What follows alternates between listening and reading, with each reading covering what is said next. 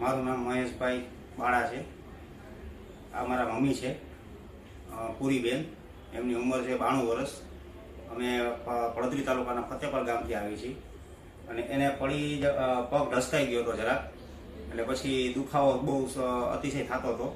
તો અમે પછી સાહેબને બતાવવા આવ્યા, નીલ સાહેબ ગોહિલને। તો એમને એક્સરે ને બધું કરાવવાનું કીધું। પછી એક્સરે કરાવ્યા એટલે સાહેબે એવું કીધું કે હવે આપણે સીટી સ્કેનનો રિપોર્ટ જોઈ લઈએ। પછી સીટી સ્કેન કરાવ્યું તો એમાં સાહેબને ખબર પડી કે ગોળાની અંદર ફ્રેક્ચર થઈ ગયું છે અને અસહ્ય દુખાવો થતો હતો, દુખાવો સહન નહોતા કરતા। એટલે સાહેબે એવું કીધું કે એકાદ દિવસ રાહ જોવો, તો ઓપરેશન તો કરવું જ પડશે। એટલે અમે પછી ડિસિઝન લેવાનું કીધું સાહેબને, અમે ડિસિઝન લઈ લઈ, કેમ કે સાહેબ માજીની ઉંમર વધારે હોવાથી અમને થોડીક ભય લાગતો હતો। પણ સાહેબે એવું કીધું તમે કોઈ જાતની ચિંતા ના કરો અને બધું ઓપરેશન કમ્પ્લીટ સક્સેસ થઈ જશે।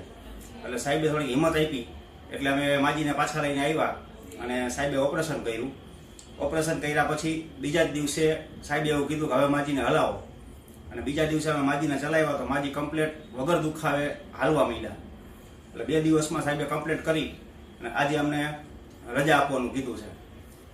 નીલ સાહેબનું કામ 100% સક્સેસફુલ ગયું। એટલે નીલ સરને પણ હું થેન્ક યુ કહું છું, અને હોસ્પિટલના સ્ટાફને કે જે અમને કોઈ પણ જાતની અમે ઘરે છીએ કે હોસ્પિટલમાં એ અમને ખબર નથી પડવા દીધી।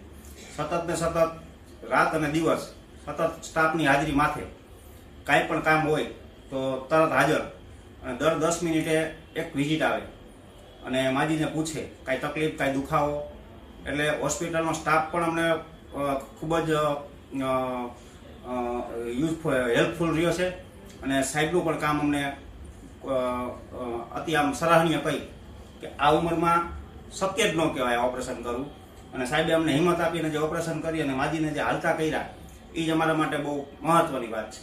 કેમ કે દુખાવો જેટલો થતો હતો કે અમને પણ એમ થતું હતું કે હવે માજી બચશે નહીં, કે આ ઉંમરમાં માજીને ઊભા કરવા એક ચેલેન્જ કહેવાય જેને કહી શકાય। પણ સાહેબની કામગીરી અમને ખૂબ જ સારી લાગી, અને એ બદલ હું નીલ સાહેબને અને શ્યામ સરને થેન્ક યુ કહું છું।